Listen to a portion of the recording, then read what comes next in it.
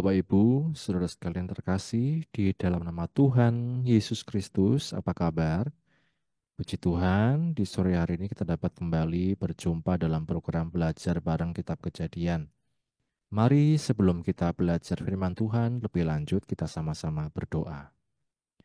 Bapa Surgawi, kami bersyukur buat penyertaan-Mu sepanjang hari ini hingga di sore ini kami mau belajar dari firman-Mu. Bukalah hati dan pikiran kami, mampukan kami Roh Kudus untuk mengerti, memahami, dan melakukan firman-Mu dalam kehidupan kami.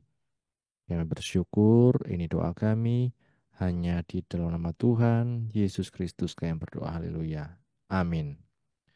Puji Tuhan, Bapak Ibu saudara sekalian, kita akan melanjutkan pembelajaran kita akan firman Tuhan, yang mana dalam belajar bareng kejadian kali ini kita sudah sampai di episode yang ke-17. Di sini saya memberikan judul manusia sebagai ciptaan Tuhan. Manusia sebagai ciptaan Tuhan. Di waktu yang lalu, kita sudah belajar bagaimana Allah menyelesaikan penciptaan dari hari pertama sampai hari yang ke-6. Maka dikatakan di Kejadian 2 ayat 1 dan seterusnya, demikianlah diselesaikan Tuhan.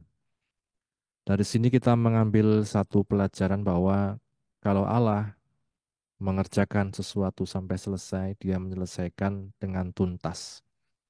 Itu sebabnya kita pun sebagai manusia, Bapak Ibu, saudara sekalian, kita belajar mengerjakan segala sesuatu sampai dengan selesai, sampai pada garis akhir. Seperti seorang pelari menyelesaikan pertandingannya. Atau dalam film ada tamat, di end ya, sampai terakhir. Kita pun dalam kehidupan kita, mari kita belajar untuk menyelesaikan tugas panggilan kita, dimanapun kita berada, sebagai apapun, sampai selesai, sampai pada akhirnya. Dan ini yang dikatakan firman Tuhan, kita sampai garis akhir dalam juga mengiring Tuhan. Setelah itu dikatakan Allah beristirahat, dan itulah sebabnya dikatakan ada istilah Sabat di hari yang ke-7. Sangat penting dalam kehidupan kita sebagai manusia untuk memiliki waktu istirahat. Pentingnya Sabat, perhentian istirahat dalam hidup manusia. Maka sampai ada perintah, ingatlah dan kuduskanlah hari Sabat di Keluaran pasal yang ke-20 yang tercantum dalam 10 perintah Allah. Ini Bapak Ibu Saudara sekalian yang menjadi satu hal yang patut kita juga perhatikan dengan sungguh-sungguh. Kalau Allah membuat segala sesuatu dengan begitu teratur, dari hari pertama sampai hari ke-6, dia bekerja dalam arti menciptakan. Di hari ke-7, dia melihat semuanya itu baik, maka Allah memberkati hari itu, dan dia beristirahat, berhenti. Maka ada istilah sabat, ya, perhentian, peristirahatan. Kita kalau tidak ada sabat Bapak Ibu, maka seringkali yang ada adalah sambat, ya. Sambat itu mengeluh terus, ya, karena berbagai macam kesibukan, capek, pusing pikiran, ya, dikejar-kejar dan lain sebagainya. Maka kalau saya katakan bersabatlah daripada sekedar bersambat, ya, sambat atau mengeluh. Nah, Bapak Ibu, dalam kita pun beribadah demikian. Hari-hari yang diberikan Tuhan kita bekerja, kemudian di hari Minggu kita beribadah. Bagaimana kalau saya tidak bisa beribadah di hari Minggu? Ada hari lain. Misalnya kalau di GPGH ada waktu untuk kita PA di hari Kamis, ada waktu untuk bersekutu dalam doa di hari Sabtu, atau ada waktu untuk bersekutu dalam doa puasa di hari Jumat. Ada hari-hari lain untuk kita bersabat, berhenti. Artinya kita tidak dengan sengaja menghindari pertemuan-pertemuan ibadah kita.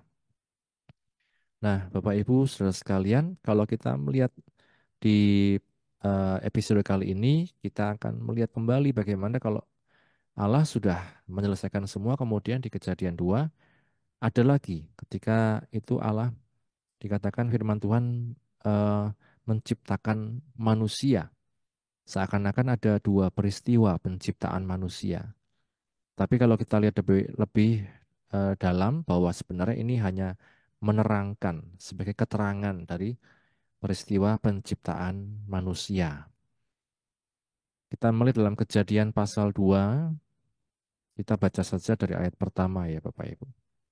Kejadian pasal 2 dari ayat 1, demikianlah diselesaikan langit dan bumi dan segala isinya. Ya, sudah selesai semua.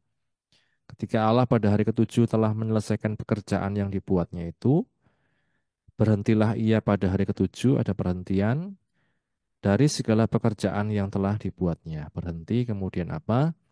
Allah memberkati hari ketujuh itu dan menguduskannya. Karena pada hari itulah ia berhenti dari segala pekerjaan penciptaan yang telah dibuatnya itu. Berhenti, bersabat. Ayat yang keempat, demikianlah riwayat langit dan bumi pada waktu diciptakan. Ketika Tuhan Allah menjadikan bumi dan langit, ya, jadi ketika masih menjadikan bumi dan langit, belum ada semak apapun di bumi, belum timbul tumbuh-tumbuhan apapun di padang. Sebab Tuhan Allah belum menurunkan hujan ke bumi dan belum ada orang untuk mengusahakan tanah itu. Tetapi ada kabut naik ke atas dari bumi dan membasahi seluruh permukaan bumi itu.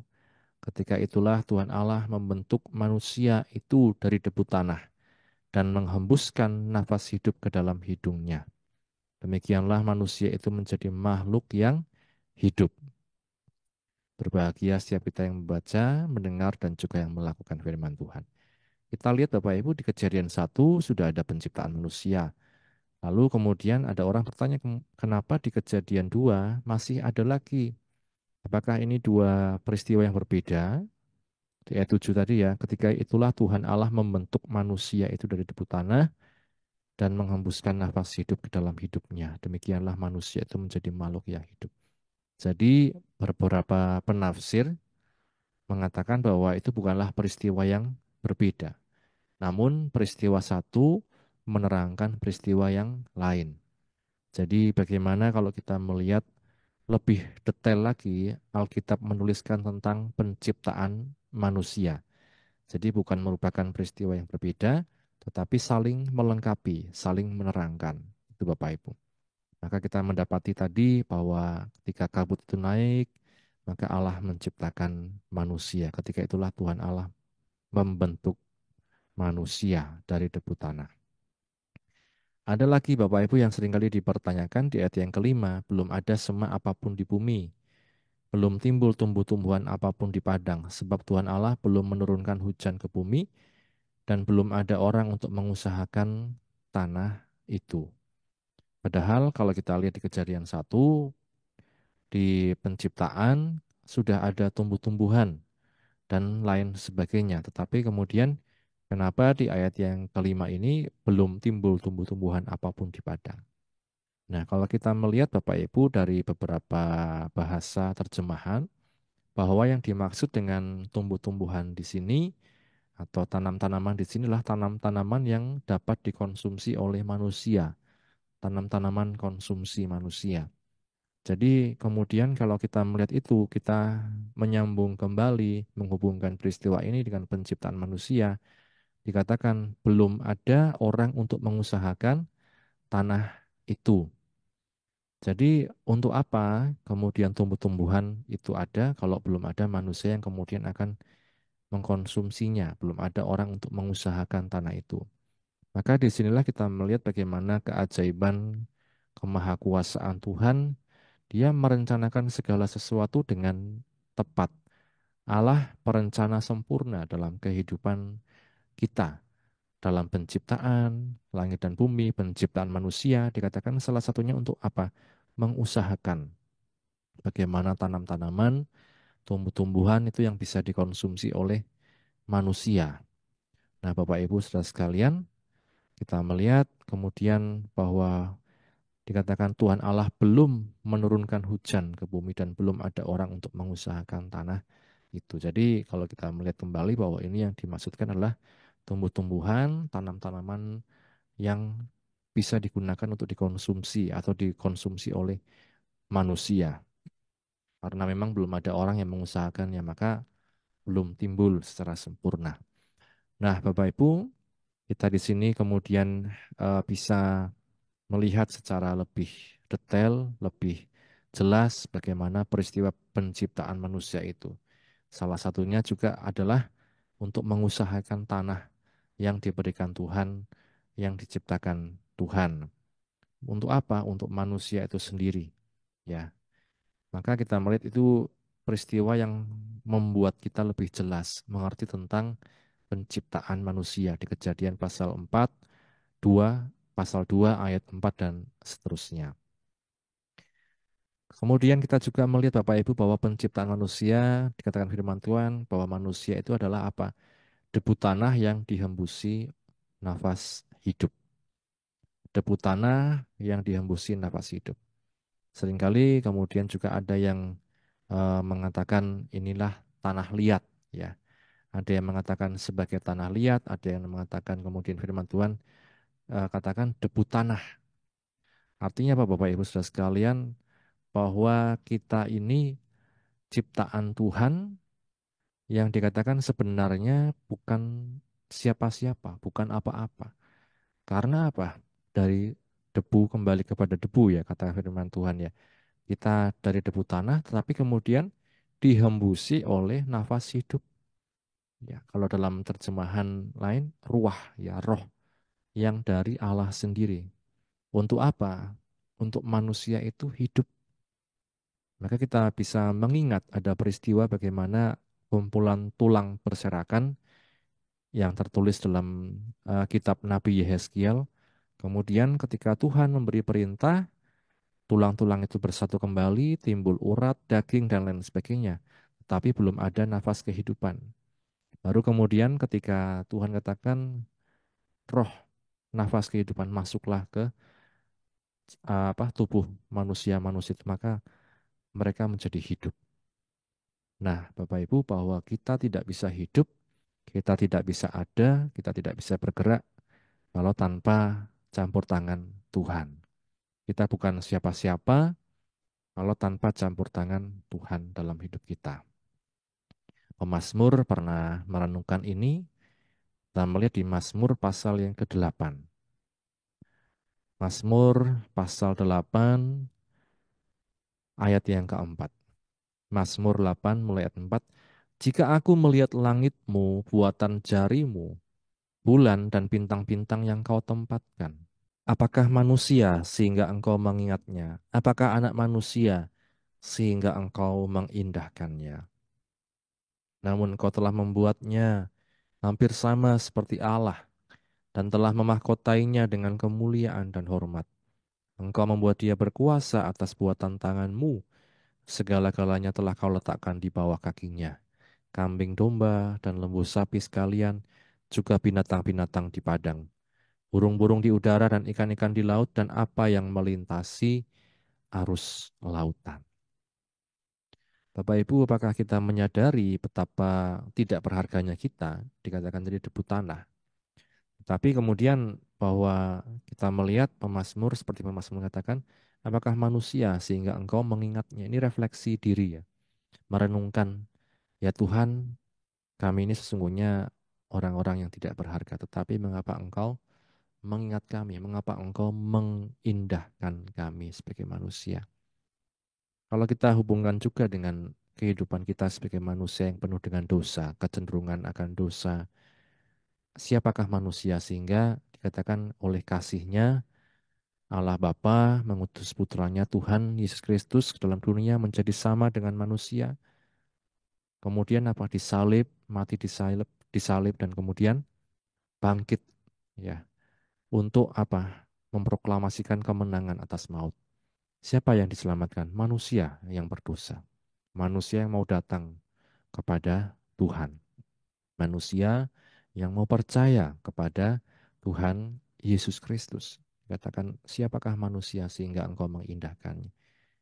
Betapa kasih Allah sangat besar dalam kehidupan kita, Bapak Ibu Saudara sekalian, maka saya katakan kita adalah debu tanah yang dihembusi oleh nafas hidup, debu tanah yang dihembusi oleh nafas hidup. Ini yang patut terus kemudian kita renungkan. Apakah kita dalam hidup ini mulai ketika mulai diberkati, membanggakan saya ini hebat, saya bisa karena usaha saya sendiri, saya bisa karena kepintaran saya sendiri, saya bisa karena saya, karena saya, karena saya. Bapak Ibu, firman Tuhan katakan, kembali kita ingat pada debu tanah. Siapakah manusia? Kita ini debu tanah, tetapi yang dibuat berharga karena apa? Dihembusi roh Allah. Ketika di zaman perjanjian baru, apa? Kita ditebus oleh darah Tuhan Yesus sendiri yang menjadi manusia. Bapak Ibu saudara sekalian, betapa berharganya kita di hadapan Tuhan. Maka kita pun hargailah kasih karunia Allah dalam hidup kita yang telah menyelamatkan setiap kita. Dengan demikian kita menjadi pribadi yang lebih rendah hati, mengakui bahwa kita bukan siapa-siapa, dan bisa menghargai sesama kita dimanapun kita berada. Kiranya firman Tuhan ini menjadi berkat untuk setiap kehidupan kita. Mari sama-sama kita berdoa. Bapa Surgawi, terima kasih buat firman-Mu yang telah kami baca, kami dengar, kami renungkan. Menyadarkan kembali siapakah kami di hadapan Engkau. Kami bukan siapa-siapa tanpa Engkau, karena kami bisa hidup semua hanya karena campur tangan-Mu ya Tuhan. Kami bisa ada dan bergerak semua hanya karena campur tangan yang daripada-Mu. Terima kasih Bapa di sorga. Berkatilah anak-anak-Mu yang sudah mendengar firman-Mu dimanapun berada. Dalam apapun yang menjadi pergumulan kami, Engkau yang selalu membela, menolong, memelihara kami. Akhirnya Tuhan, kami tutup Tuhan program kami ini di sore hari ini. Hanya di dalam nama Tuhan Yesus Kristus kami berdoa. Haleluya. Amin. Puji Tuhan, Tuhan Yesus memberkati kita sekalian. Amin.